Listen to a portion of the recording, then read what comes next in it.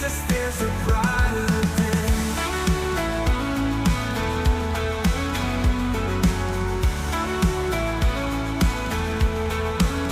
Hallelujah to the King of Kings.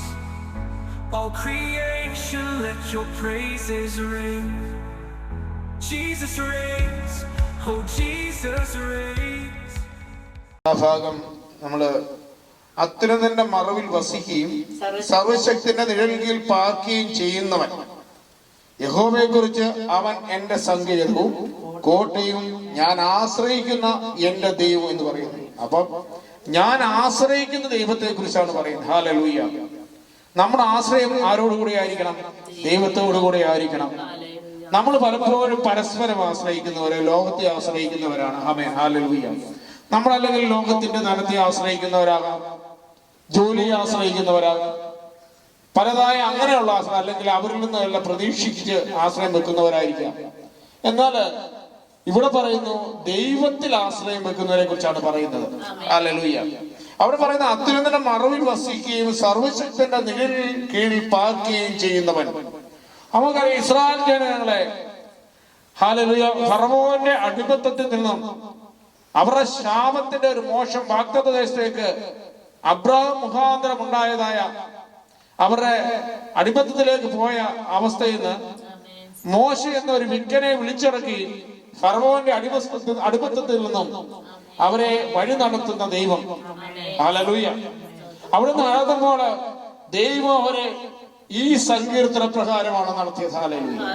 നമുക്കതിന്റെ ഒരു വാക്യം പുറപ്പാട് പുസ്തകം അതിന്റെ 13-ാം അധ്യായം 21-22 വാക്യം ഒന്ന് വായിച്ചാണ്.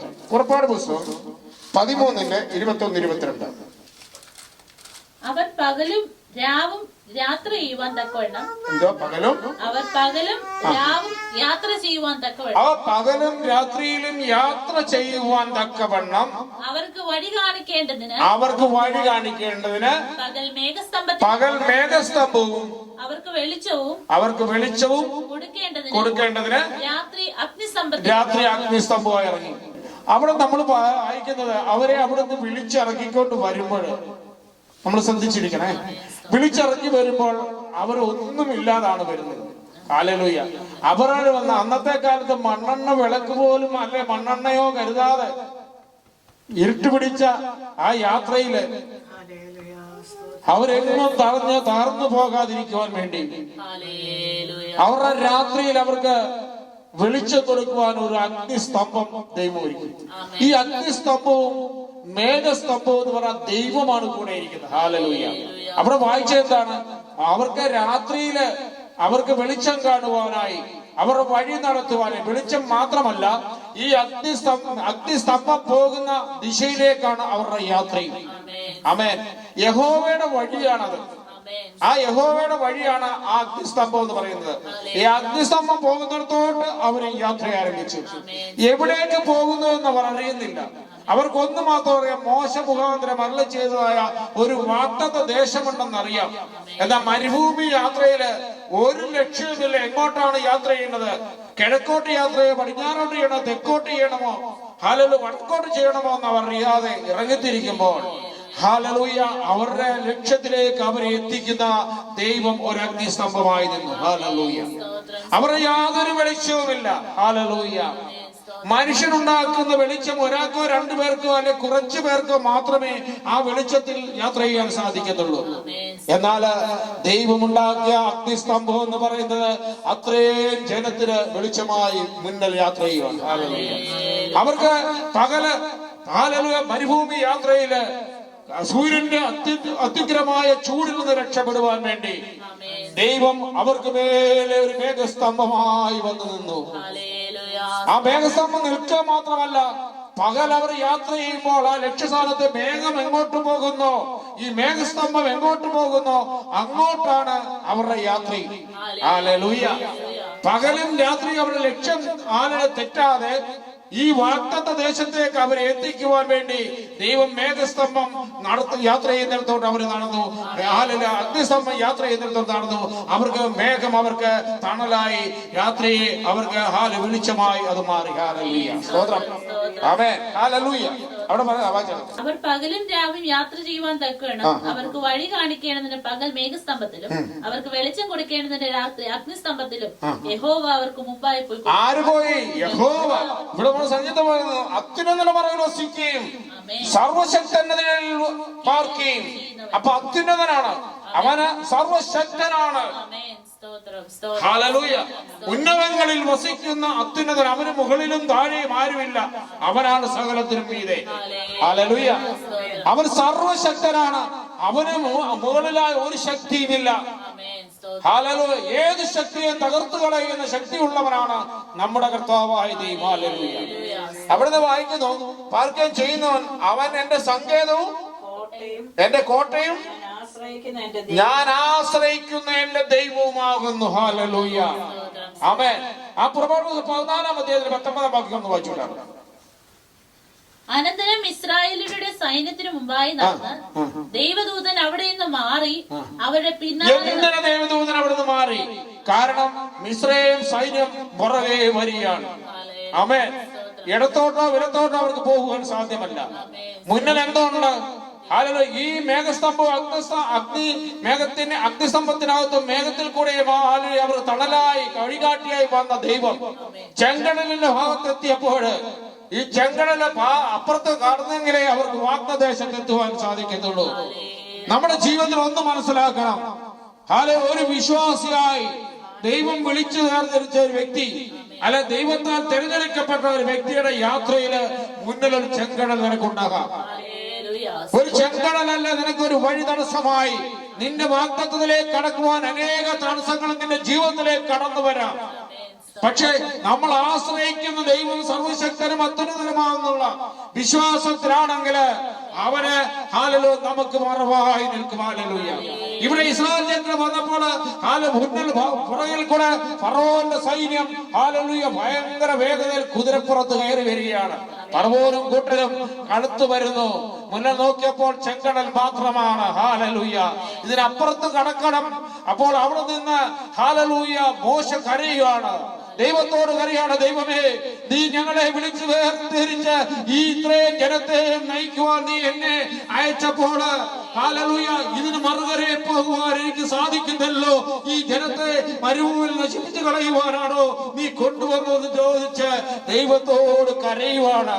ദൈവത്തോട് ആവലാതിപ്പെടുകയല്ലായിരുന്നു, ദൈവത്തോട് കരയുമായിരുന്നു. കരയുന്ന കുഞ്ഞുങ്ങൾക്ക് വേണ്ടി ഒരുക്കുന്ന ദൈവം. ഹല്ലേലൂയ. ആമേൻ.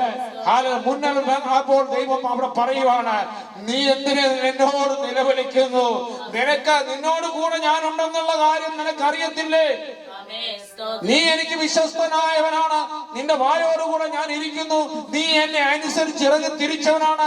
ഞാൻ പറഞ്ഞതുപോലെ നീ ഇത്രയും നാള് ചെയ്തെങ്കിൽ നിനക്ക് മറുവര കടത്തുവാൻ വേണ്ടി നീ എന്നോട് നിലവിളിക്കേണ്ട കാര്യമില്ല. നിന്റെ കയ്യിലിരിക്കുന്ന വടിയുണ്ടല്ലോ, ആ വടി നിന്റെ കയ്യിൽ തന്നത് അതൊന്ന് നീട്ടുക കടലിന്റെ മുന്നിൽ. ഹല്ലേലൂയ. ഹല്ലേലൂയ. ഹല്ലേലൂയ. അപ്പോൾ ഇവിടെ എന്ത് ചെയ്തു? ഹല്ലേലൂയ. മുന്നിൽ പോയിരിക്കുന്ന ദൂതനും മേഘസ്തംഭവും അഗ്നിസ്തംഭവും പുറകോട്ട് മാറി. ഹല്ലേലൂയ. അവൻ പുറകോട്ട് മാറുമ്പോൾ എന്താണ് കാണുന്നത്? ഹല്ലേലൂയ. സൈന്യം പുറകെ വരുന്നെങ്കിലും അതിനിടയിൽ ഒരു മതിൽ പോലെ ഇരുള് പോലെ ഇവരെ കാണാതെ വണ്ണം. ഹല്ലേലൂയ. ഈ വിളിച്ചിറക്കിയ വാഗ്ദത്ത മക്കളെ കാണാതെ വണ്ണം ഹല്ലേലൂയ ദൈവം പ്രവർത്തിക്കാൻ തുടങ്ങി. അവിടെ വായിച്ചാണ്. അനന്തരം ഇസ്രായേലിയുടെ സൈന്യത്തിന് മുമ്പായി നടന്ന ദൈവദൂതൻ അവിടെ നിന്ന് മാറി. അതുവരെ അവരെ മുന്നിലായിരുന്നു. സകല ദുർഘടങ്ങളെ മാറ്റിക്കൊണ്ട് ഇവർക്ക് വഴി നടത്തിയ ദൈവദൂതനുണ്ടായിരുന്നു. 1000 ലക്ഷങ്ങളെ കൊന്നൊടുക്കുവാൻ ശക്തനായ ഒരു ദൂതൻ ഇവർക്ക് മുന്നിൽ യാത്ര ചെയ്യുന്നുണ്ടായിരുന്നു. ദൈവം ദൂതനോട് പറഞ്ഞു, നീ പുറകോട്ടൊന്നും മാറുന്നില്ല. എന്റെ ജനങ്ങളെ കൊണ്ട് അവർക്ക് തടസ്സം സൃഷ്ടിക്കുന്ന അവരെ വാഗ്ദത്തത്തിലേക്ക് കടത്തുവാൻ തടസ്സമായി നിൽക്കുന്ന എതിരുകളെ തകർത്ത് കളയുവാണെങ്കിൽ നീ ഒന്ന് പുറകോട്ട് മാറുന്നില്ല. അവൻ ഇവരോട് അടുക്കരുത്. ഹല്ലേലൂയ. സ്തോത്രം. ആമേൻ. ആരാധനയുള്ള കുഞ്ഞുങ്ങളാണ്. ആമേൻ. മോശയും കൂട്ടരും ആരാധനയുള്ളവരാണ്, ദൈവത്താൽ തിരഞ്ഞെടുക്കപ്പെട്ടവരാണ്, വാഗ്ദത്ത മക്കളാണ്. അവർക്ക് പ്രതിബന്ധമായി വരുന്ന ഏത് തടസ്സങ്ങളെ മാറ്റുവാൻ ശക്തനായ യഹോവയായ അത്യുന്നതനായ സർവശക്തനായ ദൈവത്തിന്റെ അരുളപ്പാടാണ് അവിടെ. ഹല്ലേലൂയ. സ്തോത്രം. അവർക്ക് അവിടെ നിന്ന് മാറി അവരുടെ പിന്നാലെ നടന്നു. അവരുടെ പിന്നാലെ നടക്കാൻ തുടങ്ങി. ഹല്ലേലൂയ. സ്തോത്രം.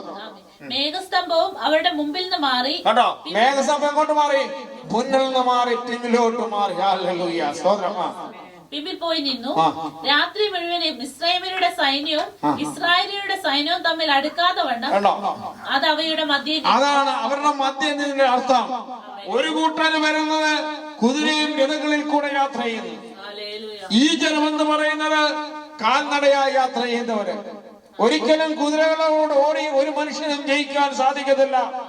അവൻ മിസ്രയീമിന്റെ കുതിരകൾ ശക്തിയുള്ള കുതിരകള്. അവൻ 4, 5, 6 കുതിരകളെ കെട്ടി ശക്തമായി ഓടുന്ന കുതിര രഥങ്ങളും പറവോരും. എന്നാൽ കാൽനടയായി അവശതയിൽ ക്ഷീണിച്ചു കിടക്കുന്ന പൈതങ്ങളുമായി കൊച്ചു കുഞ്ഞുങ്ങളും സ്ത്രീകളും പുരുഷന്മാരെ പ്രായമുള്ളവരുമായി, വയസ്സ് എന്നവരും വയസ്സില്ലാത്തവരുമായ ആരുമായി നടക്കുന്ന കാലുകൾ നടയായി നടക്കുന്ന ഒരു കൂട്ട വാഗ്ദത്ത ജനവും. ഹല്ലേലൂയ. ശക്തമായ സൈന്യം പുറകെ. ഹല്ലേലൂയ. ക്ഷീണിതരായി നടക്കുന്ന ഒരു കൂട്ടം മുന്നില്. ഹല്ലേലൂയ. ദൈവം ഇവർക്ക് തന്നെ ഇടയിൽ വെച്ച് ഇവര് തന്നെ അടുക്കാതെ വണ്ണം അവന്റെ ശക്തി കുറച്ചവിടെ. ഹല്ലേലൂയ. അവന്റെ കുതിരയുടെ ഓട്ടങ്ങളെ അവൻ കുറച്ചു. ഹല്ലേലൂയ. കുതിരയുടെ ശക്തി കുറച്ചു. ഹല്ലേലൂയ. ഞാൻ അങ്ങനെ ചിന്തിക്കുകയാണ്. ഫറവോനും സൈന്യങ്ങളും കുതിരയെ അധികമായി ഉപദ്രവിച്ചു കാണും. വേഗത കൂട്ടാൻ വേണ്ടി ഉപദ്രവിച്ചു കാണും. ദൈവം കുതിരയുടെ ഹല്ലേലൂയ കടിഞ്ഞാണിനെ സൂക്ഷിക്കാൻ തുടങ്ങി. ദൈവം കുതിരയുടെ കടിഞ്ഞാണിനെ പിടിച്ചിട്ട് മുന്നോട്ട് ഗമിക്കാതെ വണ്ണം അതിനെ തടസ്സപ്പെടുത്തി. ദൈവം ഹല്ലേലൂയ. ഇവർ തമ്മിൽ അടുക്കാതെ വണ്ണം അതിനെ അങ്ങനെ സൂക്ഷിക്കുവാൻ ദൈവം. ഹല്ലേലൂയ. കുതിരകളോട് സംസാരിക്കുന്ന ദൈവം അതുപോലെ അനുസരിക്കുന്ന കുതിരകള്. തിമിംഗലത്തോട് സംസാരിക്കുന്ന ദൈവം അതുപോലെ അനുസരിക്കുന്ന തിമിംഗല്. കാക്കയോട് സംസാരിക്കുന്ന ദൈവം അതുപോലെ അനുസരിക്കുന്ന കാറ്റിനോട് സംസാരിക്കുന്ന ദൈവം അതുപോലെ അനുസരിക്കുന്ന കാറ്റ്. ഹല്ലേലൂയ. സമുദ്രത്തോട് സംസാരിക്കുന്ന ദൈവം അതുപോലെ അനുസരിക്കുന്ന സമുദ്രം. നദിയോട് സംസാരിക്കുന്ന ദൈവം അതുപോലെ അനുസരിക്കുന്ന നദിയെ. ഹല്ലേലൂയ. ഗ്ലോറി. ദൈവം സംസാരിക്കുന്ന സിംഹത്തോട് സിംഹം ഹല്ലേലൂയ വായടയ്ക്കും. ഹല്ലേലൂയ. അഗ്നിയുടെ ചൂടിനെ വെള്ളമാക്കി ഐസ് പോലെ തണുപ്പിക്കുന്ന എന്റെ ദൈവം. ഹല്ലേലൂയ. സ്തോത്രം. ഹല്ലേലൂയ. അവിടെ വായിച്ചോട്ടെ. മാറി പിമ്പിൽ പോയി നിന്നു. രാത്രി മുഴുവൻ മിസ്രയീമ്യരുടെ സൈന്യവും ഇസ്രായേലിന്റെ സൈന്യവും തമ്മിൽ അടുക്കാത്ത വണ്ണം അത് അവരുടെ മധ്യേ നിന്നു. അവരടുക്കാതെ വണ്ണം അവരുടെ മധ്യേ നിന്നു. നമ്മുടെ ദൈവം എത്ര വലിയവനാണ്. Oh glory. ആമേൻ. ഈ ദൈവം ഒരു അഭിഷക്തനോട് പറഞ്ഞു, സൂര്യനെയും ചന്ദ്രനെയും അവിടെ നിർത്തി എന്ന് പറയുന്നത് ഭൂമിയുടെ ഭ്രമണഫലത്തിൽ നിന്ന് ഭൂമി ചലിച്ചില്ല. ശാസ്ത്രപരമായി കഴിഞ്ഞാൽ ഹല്ലേലൂയ കഴിഞ്ഞ കാലങ്ങളിൽ ശാസ്ത്രം പറഞ്ഞു ഏതോ ഒരു കാലഘട്ടത്ത് ഭൂമി ഒരു സമയത്തേക്ക് നിശ്ചലമായി പോയി എന്ന് ശാസ്ത്രം പോലും പറയുന്നെങ്കിൽ ആ കാലം എന്ന് പറഞ്ഞ യോശുവയുടെ കാലമാണെന്ന് ഞാൻ വിശ്വസിക്കുന്നു. കാരണം അന്ന് ഭൂമി ചലിക്കാതിരുന്നപ്പോൾ ചന്ദ്രനും സൂര്യനും ഇവർക്ക് ഹല്ലേലൂയ യുദ്ധം ചെയ്യുവാൻ വേണ്ടി അനുസരിച്ചു. ഹല്ലേലൂയ. സൂര്യനെയും ചന്ദ്രനെയും ഉണ്ടാക്കിയ ദൈവം. ഹല്ലേലൂയ. അവിടെ നിൽക്കുക എന്ന് പറഞ്ഞാൽ ഭൂമി നിൽക്കും. സൂര്യനോട് പറയാം അവിടെ നിൽക്കുന്ന അവന്റെ ഭ്രമണഫലത്തിൽ നിന്ന് അനങ്ങയില്ല. ഹല്ലേലൂയ. ഒരു ഗ്രഹങ്ങളും അനങ്ങത്തിൽ. ഹല്ലേലൂയ. സ്തോത്രം. ഹല്ലേലൂയ. അതാണ് നമ്മുടെ ദൈവം. ആമേൻ. ഹല്ലേലൂയ. അവർക്ക് മേഘവും അന്ധകാരവുമായിരുന്നു. ആർക്ക്? മിസ്രയീമ്യർക്ക്. അതെ, ശത്രുവിന് മേഘം അന്ധകാരം, അവന് കാഴ്ചയില്ല. ആ ദൈവത്തിന്റെ മേഘോട് ഇറങ്ങിയപ്പോൾ അവന് കൂരിട്ടായി മാറി. മുന്നേ നിൽക്കുന്ന ഹല്ലേലൂയ ഈ ഇസ്രായേൽ ജനത്തെ കൊന്നൊടുക്കുവാൻ തിരിച്ചവന് അവരെ കാണാതെ വണ്ണം അവരുടെ കണ്ണുകളെ മറയ്ക്കുന്ന വണ്ണം കൂരിട്ട് അവിടെ വ്യാപരിച്ചു. ഹല്ലേലൂയ. സ്തോത്രം. മേഘം അങ്ങോട്ട് മാറി നിന്നു. ഗ്ലോറി. ആ മേഘം കൊണ്ട് മറച്ചു. എന്നാൽ ഇസ്രായേൽ മക്കൾക്ക് മുന്നേ വെളിച്ചമുണ്ട്. ദൈവത്തിന്റെ വെളിച്ചം ദൈവം മുന്നേ യാത്ര ചെയ്യുവാണ്.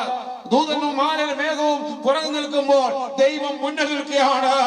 1000 സൂര്യനേക്കാൾ പ്രകാശമുള്ളവരായ നമ്മുടെ കർത്താവിന്റെ രക്ഷകനുമായ മുന്നേ ഹല്ലേലൂയ നിൽക്കുകയാണ്. ഹല്ലേലൂയ. സ്തോത്രം.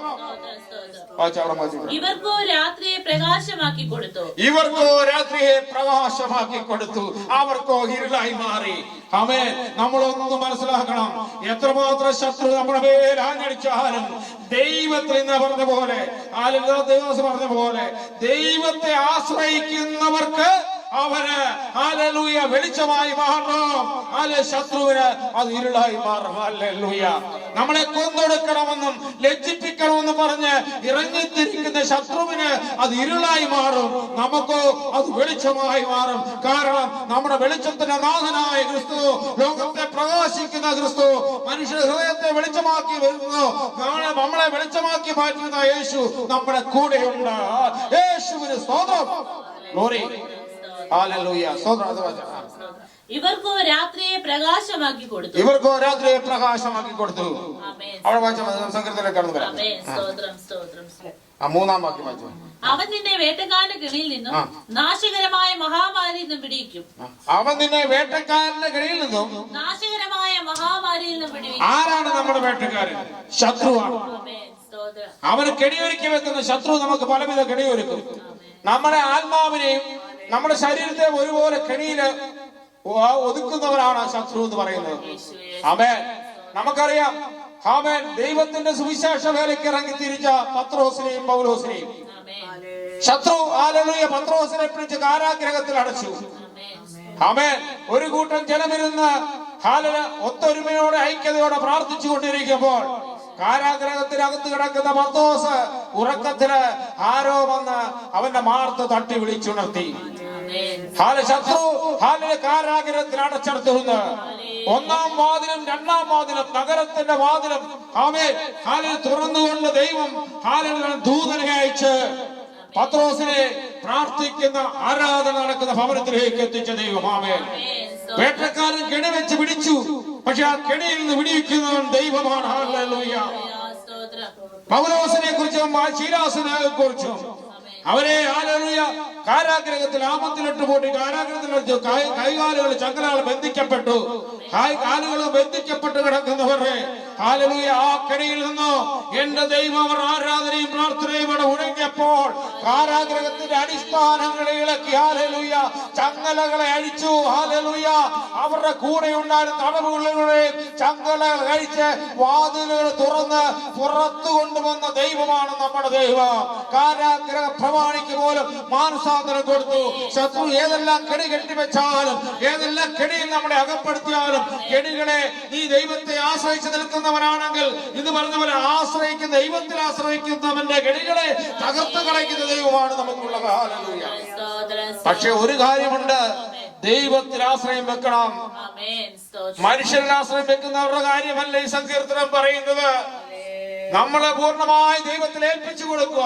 അതുകൊണ്ടാണ് പറയുന്നത്, ഒന്നാം കൽപ്പന പൂർണ്ണ ഹൃദയത്തോടും പൂർണ്ണാത്മാവോടും പൂർണ്ണ മനസ്സോടും പൂർണ്ണ ശക്തിയോടും കൂടെ അവന്റെ ശക്തിക്ക് വരിക. അവന്റെ മഹത്വത്തിന് ശക്തി ഒത്തവണ്ണം അവനെ നമ്മൾ സ്നേഹിക്കുക. ഹല്ലേലൂയ. ആമേൻ. പിന്നെയുള്ള ലോകത്തിലുള്ള ഭാര്യയായാലും മക്കളായാലും ഭർത്താവായാലും എല്ലാ സ്നേഹങ്ങളും പിന്നീടുള്ള സ്നേഹമേ ഉള്ളൂ. ഏറ്റവും കൂടുതൽ നമ്മള് സ്നേഹിക്കുന്ന ദൈവമാണ്.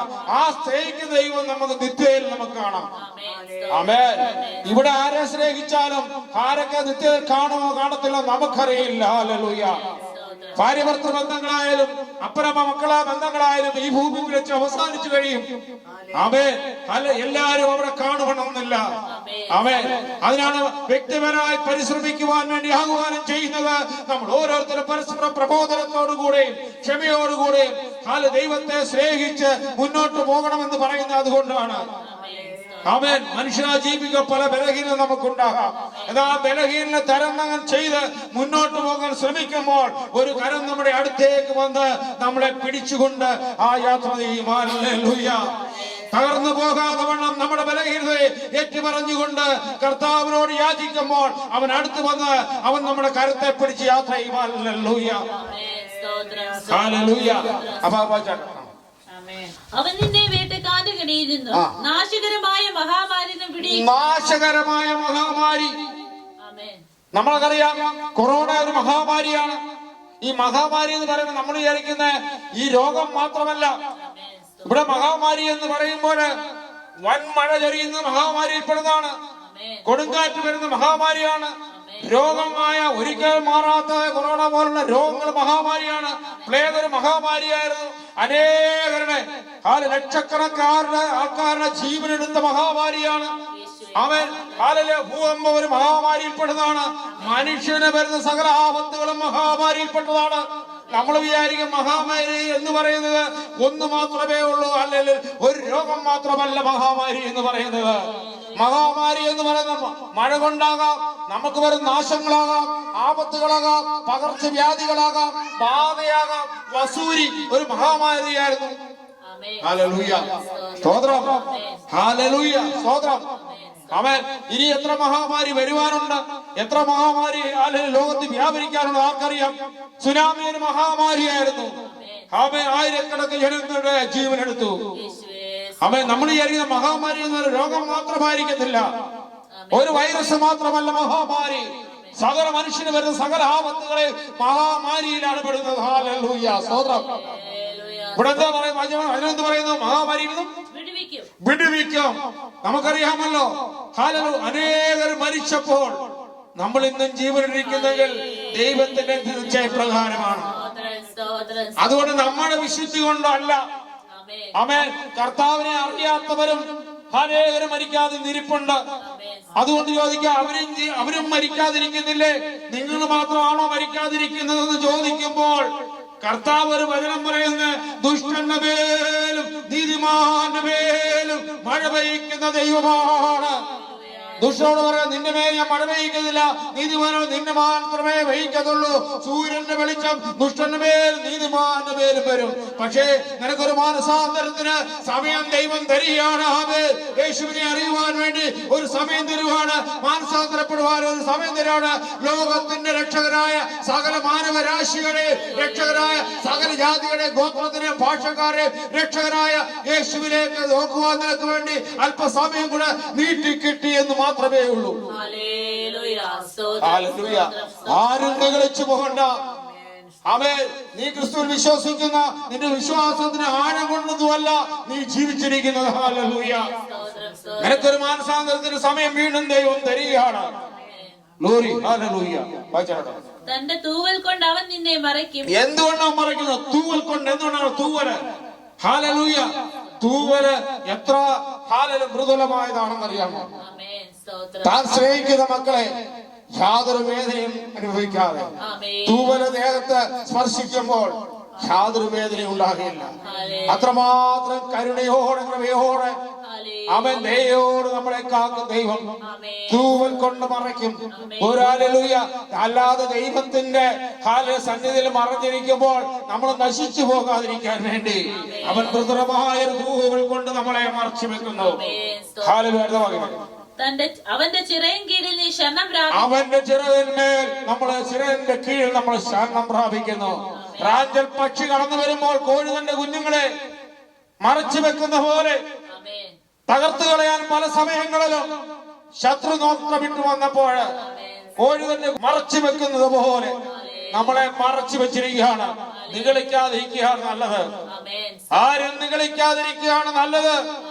എന്റെ കഴിവുകൊണ്ടാണ് ഇതെല്ലാം സാധിക്കുന്നത്, എന്റെ അറിവാണ്, എന്റെ ബുദ്ധിയാണ്, ഞാനാണ് സകലത്തിലും മേലെ എന്ന് നീ ചിന്തിക്കുന്നുണ്ടെങ്കിൽ നീ വട്ടഭൂജ്യമാണെന്ന് ദൈവം പറയുന്നു. ഹല്ലേലൂയ.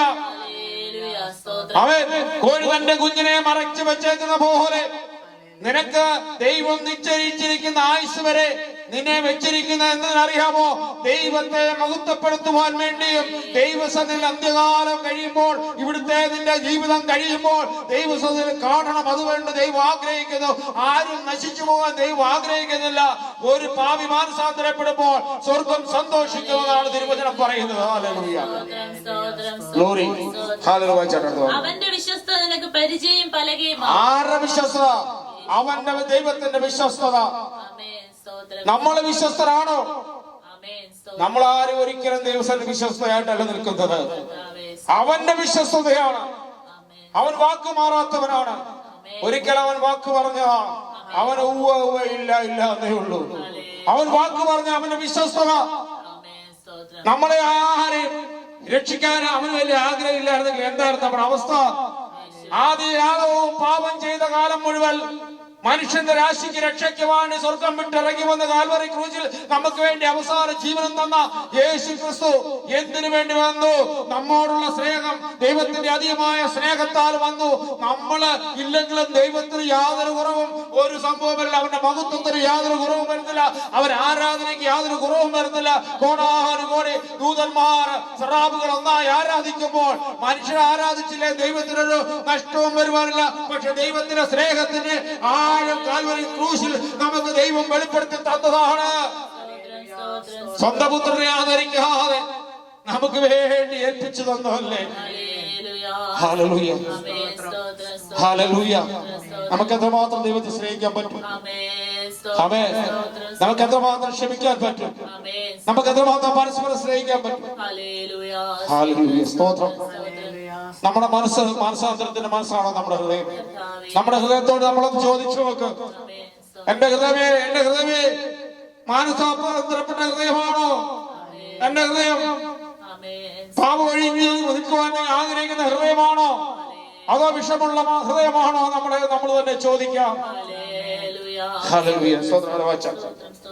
രാത്രിയിലെ ഭയത്തെയും പകൽ പറക്കുന്ന അസ്ത്രത്തെയും ഇരുട്ടിൽ സഞ്ചരിക്കുന്ന മഹാമാരിയെയും ഉച്ചയ്ക്ക് രാത്രിയിലെ ഭയത്തെയും, രാത്രിയിലെ ഏത് ഭയപ്പെടുത്തുന്ന അവസ്ഥ വന്നാലും രാത്രിയിലെ ഭയത്തിൽ പകർക്കുന്ന അസ്ത്രത്തെയും, നിനക്ക് നേരെ വരുന്ന അസ്ത്രം. ആമേൻ, ഹല്ലേലൂയ. അതുകൊണ്ടാണ് എഫെസ്യരുടെ സർവായുധവർഗം ധരിച്ചുകൊള്ളാൻ പറയുന്നത്. ഏത് അസ്ത്രത്തെയും തടുക്കുന്നതായ ആമേൻ സർവായുധവർഗം നമുക്ക് എഫെസ്യലേഖനം 6-ാം അധ്യായത്തിൽ ബാബു വായിക്കുന്നത്. അതുകൊണ്ടാണ് ദൈവത്തിൽ ജനിച്ച ഒരു വ്യക്തി അവന്റെ കയ്യിൽ സർവായുധങ്ങൾ വേണം. ഏത് അസ്ത്രത്തെയും, ശത്രുവിന്റെ ഏത് അസ്ത്രത്തെയും, ഏത് വാളിനെയും തകർത്ത് കളയുവാൻ ശക്തമായ ഒരു അഭിഷേകം നമ്മൾ നിറഞ്ഞ് സത്യമരയ്ക്ക് കേട്ട് നീതി എന്ന കവചം ധരിച്ച പാദം സുവിശേഷ കയർ ചെരുപ്പ് കാലണിഞ്ഞുകൊണ്ട് ആമേൻ അങ്ങനെ രക്ഷയുടെ ശിരസ്ത്രം, ഹല്ലേലൂയ, ആത്മാവിന്റെ വചനമെന്ന വാള്, ഇങ്ങനെയുള്ളതായ സർവായുധം വർഗം ധരിച്ചു കൊള്ളണമെന്ന് ദൈവം പറയുന്നത്. അതുകൊണ്ടാണ് ഏത് അസ്ത്രത്തെയും ശത്രുവിന്റെ അസ്ത്രത്തെയും തകർക്കാൻ. ഹല്ലേലൂയ, നീതി എന്ന കവചം. ആമേൻ, വിശ്വാസത്തിന്റെ പരിചയാണ് വിശ്വാസം. അതുകൊണ്ട് ഈ കാട്ടാത്തിയോട് മാറി കടലിൽ പോകാൻ പറഞ്ഞത് പോവും, മലയോട് മാറിയിരിക്കാൻ പറഞ്ഞത് മാറിയിരിക്കുമെന്ന് പറഞ്ഞ വിശ്വാസത്തിന്റെ ശക്തിയാണ് അവിടെ. ഹല്ലേലൂയ. നിന്റെ വശത്ത് 1000 പേരും നിന്റെ വലത്തുവശത്ത് 10,000 പേരും വീഴും. നിന്റെ ഒരു സൈഡിൽ 1000 വീഴുമ്പോൾ മറ്റൊരു സൈഡിൽ 10,000 ശത്രു ഒരുപോലെ വീഴും. അവ നിന്നോടെ അടുക്കിയില്ല. ആമേൻ. ഒരു സൈഡിൽ 1000 നീ നോക്കുമ്പോൾ, തിരിഞ്ഞു നീ നോക്കുമ്പോൾ നിന്റെ വലത്തുവശത്ത് 10,000 ശത്രു ഒരുപോലെ നിൽക്കുകയാണ്. പക്ഷേ ശത്രു വന്ന് നിൽക്കുന്നതേ നീ കാണുകയുള്ളൂ, അവ നിന്നോട് അടുക്കുകയില്ല. എലീശ പ്രവാചകന് നോക്കുമ്പോൾ അരാമ്യ സൈന്യം വന്ന് വളഞ്ഞു നിൽക്കുകയാണ്. 1000ങ്ങളുടെ വടക്കൂട്ടമായി അരാമ്യ സൈന്യം വന്ന് നിൽക്കുമ്പോൾ ഹല്ലേലൂയ എങ്ങനെ രക്ഷപ്പെടുമെന്ന് കൂടെയുള്ള ദാസൻ ചോദിക്കുകയാണ്. ഇതാ അരാമ്യ സൈന്യം വളഞ്ഞു നിൽക്കുന്നല്ലോ. Hallelujah, hallelujah. ആ കൂടെയുള്ള ബാല്യക്കാരൻ പറയാണ്, ഹല്ലേലൂയ, നമ്മളെ കൊന്നു തകർത്തു കളയാൻ ഇതാ അരാമ്യ സൈന്യം വന്ന് നിറഞ്ഞു നിൽക്കുന്നു. കാരണം ഇവിടെ അരമനെ സംസാരിക്കുന്ന ഏത് കാര്യവും പുറത്തു കൊണ്ടുവരുന്ന ഒരുവനാണ്. ഹല്ലേലൂയ, ഈ എലീശ. അപ്പോൾ അഭിഷേകമുള്ളവൻ, ഏലിയാവിന്റെ ഇരട്ടി അഭിഷേകമുള്ളവൻ ചഞ്ചലിച്ചില്ല. അരാമ്യ സൈന്യത്തെ കൊണ്ട് ഭയന്നില്ല. അവൻ ഏലീശയ്ക്ക് മനസ്സിലായി, 1000 പേര് നിന്റെ ഇടതുവശത്തിന് 10,000 നിന്റെ വലത്ത് വന്നാലും നിന്റെ മുന്നിലും പിന്നിലും വന്നാലും നീ ഭയപ്പെടേണ്ട. നിന്നിൽ വ്യാപരിക്കുന്ന അഭിഷേകം എന്ന് പറയുന്നത് എന്റെ ശിഷ്യനായിരുന്ന എന്റെ പ്രവാചകനായ ഏലിയാവിന്റെ ഇരട്ടി പങ്കുമായി നിന്നെ ആക്കി വെച്ചിട്ടുണ്ടെങ്കിൽ നീ ഭയപ്പെടാതെ ഉള്ളത്തിൽ ദൈവം സംസാരിച്ചു. ഹല്ലേലൂയ, ആമേൻ, ഹല്ലേലൂയ. എന്നാൽ ബാല്യക്കാരനെ പറഞ്ഞ് നീ ഇങ്ങോട്ട് പിടി, എന്റെ തോളിലോട്ട്. ആമേൻ. എന്നിട്ട് നീ നോക്ക്, അഭിഷേകമുള്ളവന്റെ തോളിൽ പിടിച്ച് അവൻ നോക്കിക്കഴിഞ്ഞപ്പോൾ അഗ്നിമയ രഥങ്ങളുടെ സൈന്യമായി നിറങ്ങി നിൽക്കുന്നു. ഹല്ലേലൂയ, ആമേൻ. എപ്പോഴും ജീവിതത്തിൽ അഭിഷേകമുള്ളവരെ കണ്ടെത്തിക്കൊള്ളണം. അഭിഷേകമുള്ളവരുടെ കൂടെ യാത്ര ചെയ്തുകൊള്ളണം. അഭിഷേകമുള്ളവന്റെ സംസാരമേ നീ കേൾക്കാവൂ. ലോകക്കാരന്റെ സംസാരം നീ കേൾക്കരുത്. ലോകക്കാരന്റെ ജ്ഞാനം നീ വിട്ടുകളയണം. ലോകക്കാരൻ പല ജ്ഞാനങ്ങളും നിനക്ക് പറഞ്ഞു തരും. ലോകക്കാർ പലമായ ഉപദേശങ്ങൾ വരും. അവൻ അത് നീ ആരിൽ ഏറ്റെടുക്കരുത്. അഭിഷേകമുള്ളവന്റെ കൂടെ നിന്നുകൊണ്ട് അഭിഷേകമുള്ളവന്റെ ആജ്ഞയും അഭിഷേകമുള്ള ഉപദേശത്തെ നീ മുറുകെ പിടിച്ചു കൊള്ളണം. ഹല്ലേലൂയ. നോക്കിയപ്പോൾ ഇതാ ഹല്ലേലൂയ ആദ്യമായ രഥങ്ങളോട് കൂടെ നിൽക്കുന്നു. Hallelujah hallelujah. അപ്പോൾ ആ വാലിക്കാരന് മനസ്സിലായി ഇത് നിസാരമൊന്നും അല്ല. Oh glory glory glory glory. ഇതാണ് പറഞ്ഞേ, നിന്റെ നേരത്തെ 1000 വീണ അപ്പുറത്ത് 10,000 വീഴും. പക്ഷെ അവൻ നിന്റെ അടുക്കലേക്ക് വരത്തില്ല. അവർ തമ്മി വെട്ടിച്ചത്തിലും. എലീശയെ പിടിക്കാൻ വന്ന സൈന്യം എന്തോ ചെയ്തു? ഇസ്രായേലിനെ മൊത്തം നശിപ്പിക്കുവാൻ വന്ന സൈന്യം നശിച്ചുപോയി. കുടുംബത്തെ നശിപ്പിക്കാൻ പറ്റുന്നു, തലമുറയെ നശിപ്പിക്കാൻ പറ്റുന്നു. ഏത് ശക്തിയെ തകർത്തു കളയുന്ന ദൈവത്തിന്റെ അഭിഷേകം.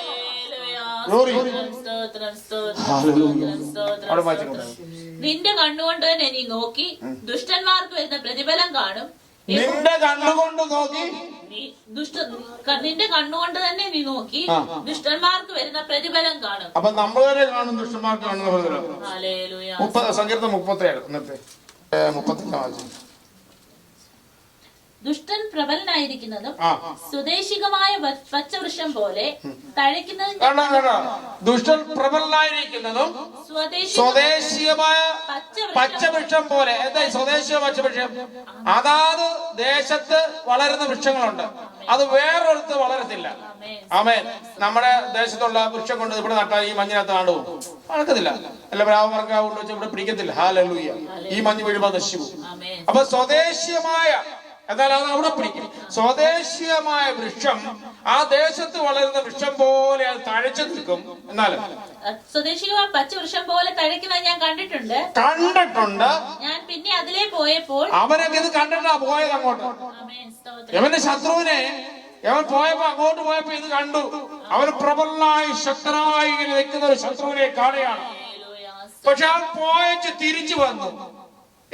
ദൈവത്തിന് ആശ്രയിക്കുന്ന മനം ആ ഒരു മനുഷ്യൻ അവൻ പോകുമ്പോൾ ഇത് കാണും, തഴച്ചു നിൽക്കുന്നത് സ്വദേശീയ വൃക്ഷം പോലെ തഴച്ചു നിൽക്കുന്നത് കാണും. എന്നാലോ അവനും തിരിച്ചു വരുമ്പോൾ എന്ത് കണ്ടു? ഞാൻ പിന്നെ അതിലേ പോയപ്പോൾ അവനില്ല. ഞാൻ അന്വേഷിച്ചു, അവനെ കണ്ടത് അല്ല. ഞാൻ തിരിച്ചു നോക്കി, അങ്ങോട്ട് നോക്കി, അവനവന്റെ കുടുംബം പോലും അവിടെ ഇല്ല. Oh glory. പിന്നെന്താ അന്വേഷിച്ചു. എന്നിട്ട് ഇവനെ കുറിച്ച് എന്തിയെന്ന് അറിയാൻ വേണ്ടി ഒരു ആകാംക്ഷ അന്വേഷിച്ചു നോക്കിയപ്പോ എന്തോ ചെയ്തു? കണ്ടതുമില്ല. അതാ വഴുവഴുപ്പിൽ നിർത്തുന്നു. വഴുവഴുപ്പിൽ അവന്റെ കാൽപാദം വഴുവഴുപ്പിലായിരിക്കും. അവൻ മേപ്പോട്ട്, കാലിന്റെ പാദത്തിന് മേപ്പോട്ട് നോക്കുമ്പോൾ അവൻ ഉറച്ചു നിൽക്കുന്നു. പക്ഷേ ദുഷ്ടൻ വഴുവഴുപ്പിലാണ് നിൽക്കുന്നത്. ഏത് സമയത്തും അത് സ്ലിപ്പ് ചെയ്ത് പോകാൻ സാധ്യതയുണ്ട്.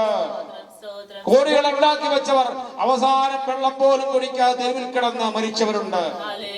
എല്ലാം ചൂതാട്ടത്തിൽ നശിപ്പിച്ചു കളഞ്ഞവരുണ്ട്. അവന് കിട്ടിയത് നന്മ പ്രവൃത്തി ഒന്നും ചെയ്യാതെ സകലതും കൂട്ടിവെച്ച് തലമുറകൾ അനുഭവിക്കാതെ കോടികള് ലോകത്തിലെ വലിയ വലിയ ധനവാന്മാര് വെള്ളം കുടിക്കാതെ മരിച്ചവരുണ്ട്. കോടികൾ സമ്പാദിച്ച് ബാങ്ക് ബാലൻസും വലിയ വലിയ ലക്ഷറി വീടുകളുമൊക്കെ ഉണ്ടായിരുന്നവർ അവന്റെ തലമുറ പോലും ഇല്ലാതെ മരിച്ചു പോയിട്ടുണ്ട്. ഹല്ലേലൂയ. തലമുറ ഒന്നില് ഹല്ലേലൂയ അവൻ അന്യായമായി സമ്പാദിച്ചത് അനുഭവിക്കാൻ തലമുറയ്ക്ക് പോലും ബുദ്ധിയില്ലാത്ത മന്ദബുദ്ധികളായി മാറിയിട്ടുണ്ട്.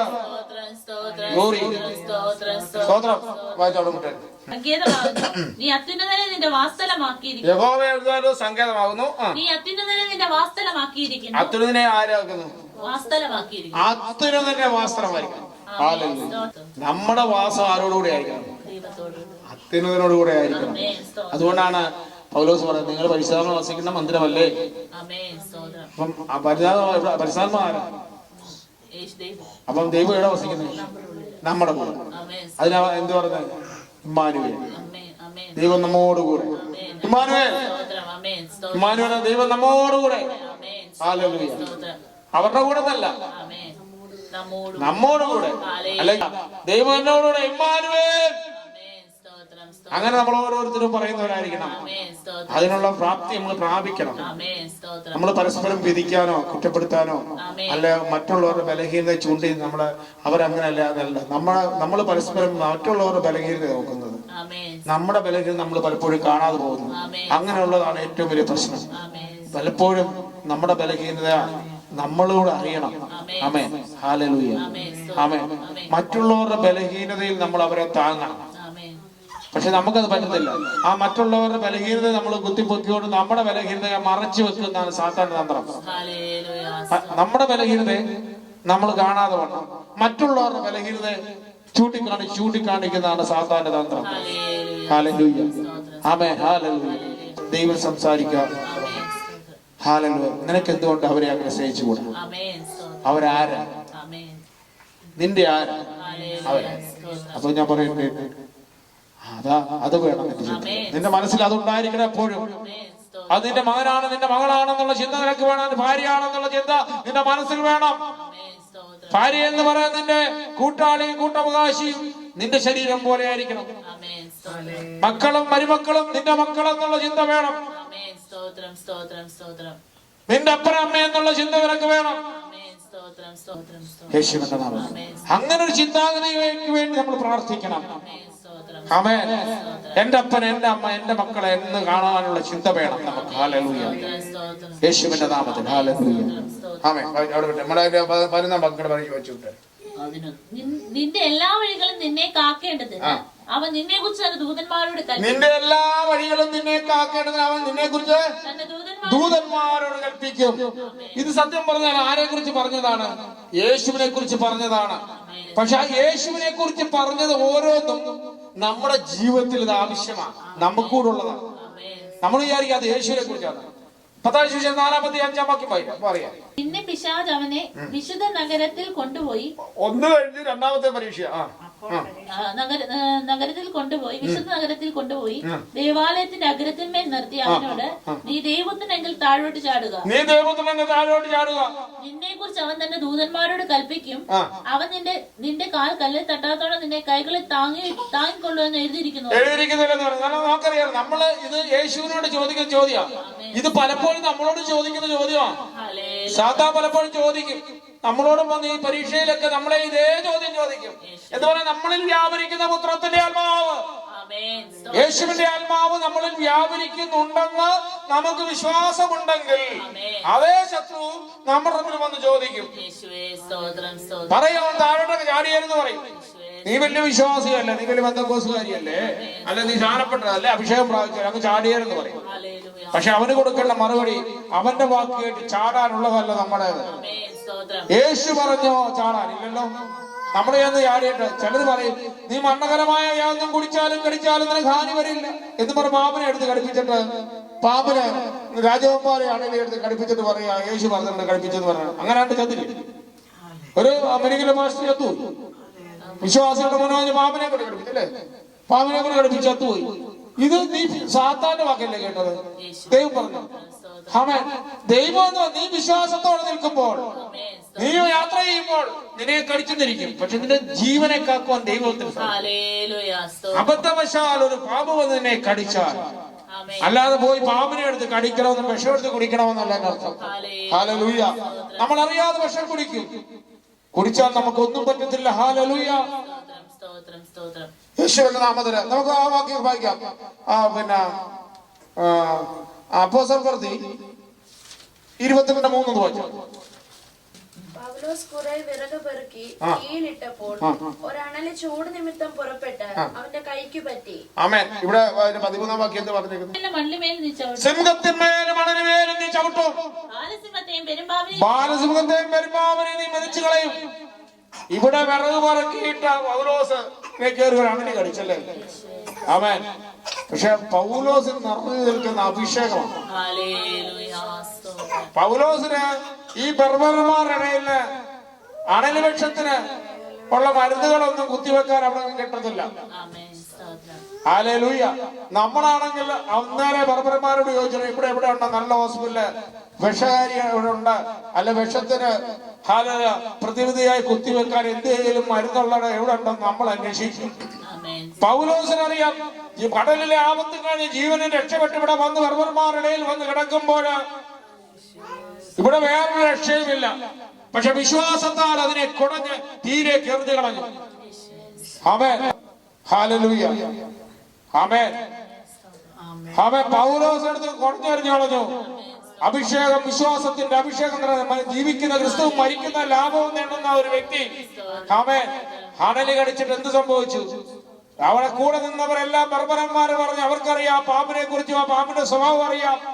അതിന് മരുന്നൊന്നും അന്നത്തെ കാലത്ത് അവരുടെ കയ്യിലില്ല. എവനിപ്പം മരിക്കും, നീതിദേവത എവനെ കൈവിട്ടുപോയി, എവൻ പാപിയായ ഒരു മനുഷ്യനാണ് എന്നവർ വിധി എഴുതിയപ്പോൾ പൗലോസ് ചിരിച്ചുകൊണ്ട് ഹല്ലേലൂയ, അഭിഷേകത്തിന്റെ നിറവിലും വിശ്വാസത്തിന്റെ നിറവിലും അണലയെടുത്ത് തീയിലേക്ക് എറിഞ്ഞു. ഹല്ലേലൂയ. കുറെ നേരം ഈ ബർബർമാര് ഈ പൗലോസിനെ നോക്കിയിരിക്കുകയാണ്. ഇപ്പം മരിച്ചു വീഴും, ഇപ്പം മരിച്ചു വീഴും, ഇനി കൊണ്ട് കുഴി വെക്കാം, മരിച്ചു വീഴും. ഹല്ലേലൂയ. കുറച്ചുനേരം നോക്കിയിരുന്നപ്പോൾ എന്ത് സംഭവിച്ചു? പൗലോസിന് ഒന്നും സംഭവിച്ചില്ല. പൗലോസ് സുഖമായിട്ട് യാത്ര ചെയ്തു. ഹല്ലേലൂയ. ഇവിടെ പറയുന്ന അതാണ്. ഹല്ലേലൂയ. നിന്റെ കാല് കല്ലിൽ തള്ളി പോകാതിരിക്കാൻ അവൻ നിന്നെ കൈകളിൽ വഹിച്ചുകൊള്ളും. ആമേൻ, ഹല്ലേലൂയ. സിംഹത്തിന്മേലും അണലിന്മേലും നീ ചവിട്ടും. ബാലസിംഹത്തെ ബാലസിംഹം എന്ന് പറയുന്ന ശൗര്യമുള്ളതാണ്. ആമേൻ, ആമേൻ. പതിയിരുന്ന ബാലസിംഹം എന്ന് പറയുന്നത് ഭയങ്കര പവർ ഉള്ളതാണ്. ഹല്ലേലൂയ. ബാലസിംഹത്തെയും നീ എന്ത് ചെയ്യും? മെതിച്ചു കളയും. ചവിട്ടും. അണലിമേലും സിംഹത്തിന്മേലും അണലിമേലും നീ ചവിട്ടും. ആമേൻ. ബാലസിംഹത്തെയും പെരുമ്പാമ്പിനെയും നീ മെതിച്ചു കളയും. ഒരു പെരുമ്പാമ്പിനെ ആരെങ്കിലും ചവിട്ടാ ചാവുമോ? പെരുമ്പാമ്പിനെ അങ്ങനൊന്നും അടിച്ചാൽ ചാവുന്ന ഒരു സാധനമേ അല്ല. ആമേൻ, ഹല്ലേലൂയ. പെരുമ്പാമ്പിനെ ഒന്നും അടിച്ചാൽ തലയടിച്ച് തകർക്കാതെ പെരുമ്പാമ്പിനെ കൊല്ലാൻ പറ്റത്തില്ല, പ്രയാസമാണ്. ആമേൻ. അതിനെ നീ മെതിക്കോ? മെതിക്കും. ആമേൻ, ഹല്ലേലൂയ. എന്താ എങ്ങനെ സംഭവിക്കുന്നത്? യഹോവയിൽ ആശ്രയം വെക്കുന്നവന്റെ അഭിഷേകത്തിൽ നിറഞ്ഞവൻ. ഹല്ലേലൂയ. അതാണ് 1-2 വാക്യങ്ങൾ വായിച്ചപ്പോൾ യഹോവയിൽ ആശ്രയം വെക്കുന്നവൻ, അവന്റെ വാസസ്ഥലത്ത് വസിക്കുന്നവൻ, അവനോട് മറ്റും ചേർന്ന് നിൽക്കുന്നവൻ, അവനിൽ വിശ്വാസം അർപ്പിച്ചു വെച്ചിരിക്കുന്നവൻ, അവൻ പ്രത്യാശയുള്ളവനെ കുറിച്ചാണ് ഇവിടെ പറയുന്നത്. അവിടെ വായിച്ച കുട്ടികൾ അവൻ എന്നോട് പറ്റിയിരിക്കാൻ ഞാൻ അവനെ പിടിക്കും. നമ്മൾ ആരോട് പറ്റിയിരിക്കുകയാണ്? ദൈവത്തോട് കൂടെ വസിക്കുകയാണ്. ഇത് സത്യം പറഞ്ഞാൽ യേശുവിനെ കുറിച്ചാണ് പറയുന്നതെങ്കിലും നമുക്കൂടെ അത് ബാധകമാണ്.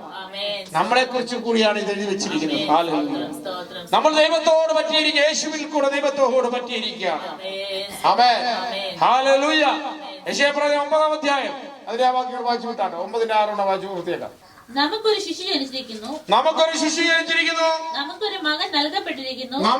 നമുക്ക് ഒരു ശിശു ജനിച്ചിരിക്കുന്നു എന്ന് പറയുന്നത് നമുക്കെന്ന് ആരാ പറയുന്നത്? ദൈവമാണ്. ത്രിത്വത്തിൽ ഏകനായ ദൈവം, പിതാപുത്ര പരിശുദ്ധാത്മാവ ദൈവം നമുക്ക് അവിടെ പറയുന്നത് ബഹുവചനമായിട്ട് കൊടുത്തിരിക്കുന്നത്. എന്തിനാണെന്നറിയാം? പിതാവും പുത്രനും പരിശുദ്ധാത്മാവായ ഏക ദൈവം. ആമേൻ. അവനിൽ പിതാവ് പിതൃത്വമുണ്ട്, പുത്രത്വമുണ്ട്, പരിശുദ്ധാത്മാവുണ്ട്. ആമേൻ. അത് ഉൽപ്പത്തി പുസ്തകം നമ്മുടെ 3-ാം അധ്യായം വായിക്കും. ആമേൻ. അവർ ജീവവൃക്ഷത്തിന്റെ വെള്ളം കൂടെ കഴിച്ചിരുന്നുണ്ട്.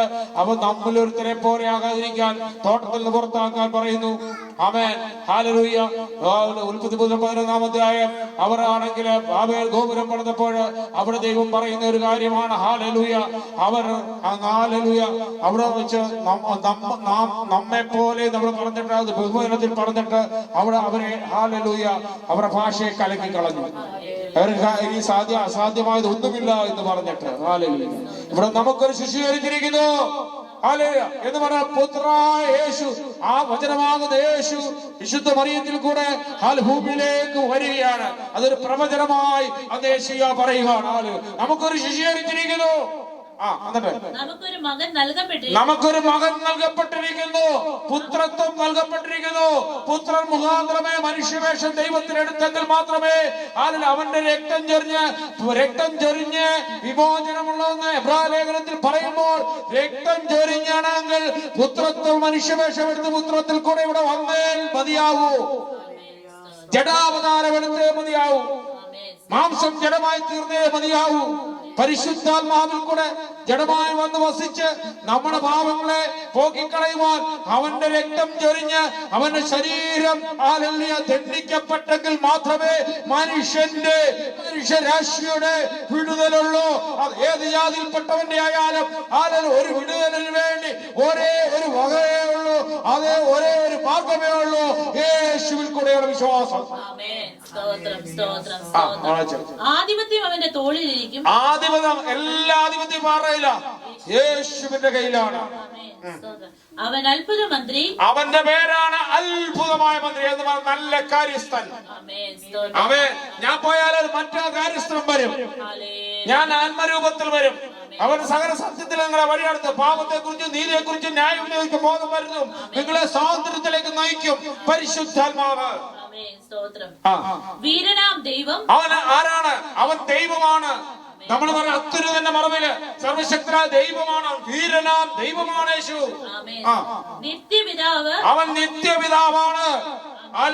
ദൈവമായി അംഗീകരിക്കാൻ വയ്യാത്തവർ ഇത് വിചാരിക്കണം, ദൈവവചനം എഴുതി വെച്ചിരിക്കുന്നു, അവൻ നിത്യപിതാവാണെന്ന് ഇവിടെ എഴുതി വെച്ചിരിക്കുകയാണ്. ഹല്ലേലൂയ. അവന്റെ പ്രഭുത്വം എന്ന സമാധാനത്തിന്റെ പ്രഭു കൂടെയാണ് അവൻ. അവന്റെ ഓരോ ഗുണങ്ങൾ, ദൈവത്വത്തിന്റെ ഓരോ യേശുവിൽ കൂടെ ഓരോ ഗുണങ്ങൾ അവിടെ കാണിക്കുകയാണ്. എന്ന് പേർ വിളിക്കപ്പെടും. അവന്റെ ആധിപത്യത്തിന്റെ വർധനയ്ക്കും സമാധാനത്തിനും അവസാനം ഉണ്ടാകുകയില്ല. അവന്റെ ആധിപത്യത്തിന്റെ വർധനയ്ക്കും അവസാനമില്ല, അവന്റെ സമാധാനത്തിനും അവസാനമില്ല. അവന്റെ സമാധാനത്തിന് അവസാനമില്ലാതെ ആയത് എന്നാ? യേശുവിന്റെ ക്രൂശീകരണത്തിന് അവൻ പറഞ്ഞു. ഹല്ലേലൂയ. അവസാനം അവരോട് പറഞ്ഞിട്ട് പോകുന്നൊരു വാക്യാണ്, എന്റെ സമാധാനം ശിഷ്യന്മാരോട് പറയുന്നു. എന്റെ സമാധാനം, ക്രൂശിന്റെ മരണം കഴിഞ്ഞിട്ട് പറയുന്നു, എന്റെ സമാധാനം എല്ലാം നിവൃത്തിയായി എന്ന് ക്രൂശിൽ പറയുമ്പോൾ പിന്നീട് വന്ന എല്ലാവരും എന്റെ സമാധാനം തന്നിച്ചു പോകുന്നു. ലോകം തരുന്ന പോലെയല്ല എന്റെ സമാധാനം. ലോകക്കാർ തരുന്ന സമാധാനം അല്പനിമിഷത്തേക്കേ ഉള്ളെങ്കിൽ എന്റെ സമാധാനം നിത്യമായ സമാധാനമാണ്. ആ നിത്യമായ സമാധാനത്തിനകത്ത് നമ്മൾ വിചാരിക്കേണ്ട കഷ്ടങ്ങളും പ്രയാസങ്ങളും ഇല്ലെന്നല്ല, പക്ഷെ ആ കഷ്ടത്തിനും പ്രയാസത്തിനും ഞെരുക്കത്തിനിടയിലും ദൈവീയ സമാധാനം കണ്ടെത്താൻ സാധിക്കും. അവനാണ് യഥാർത്ഥ വിശ്വാസി എന്ന് പറയുന്നത്. ഹല്ലേലൂയ. അതുകൊണ്ട് നമ്മൾ ഇന്ന് ദൈവാത്മാവ് തന്നൊരു സങ്കീർത്തനം. ഹല്ലേലൂയ. ഇതാണ് പരിശുദ്ധാത്മാവിന്റെ ഐക്യത എന്ന് പറയുന്നത്. ഞാനിന്ന് രാവിലെ എടുത്ത് ഒരു വചനവും പറയാൻ ഏതെടുക്കണമെന്ന് പറഞ്ഞ് ആലോചിച്ചിരിക്കുമ്പോൾ ദൈവം തന്ന സങ്കീർത്തനമാണിത്. അപ്പൊ സങ്കീർത്തനം പറയാനും വചനം പറയാനും എല്ലാം ഈ സംഗതി. അതുകൊണ്ടാണ് ദാസിൽ കൂടെ ആ സങ്കീർത്തനം എടുക്കാനിടയായത്, വായിക്കാനിടയായത്. ഞാൻ അത്ഭുതപ്പെട്ടു പോയി.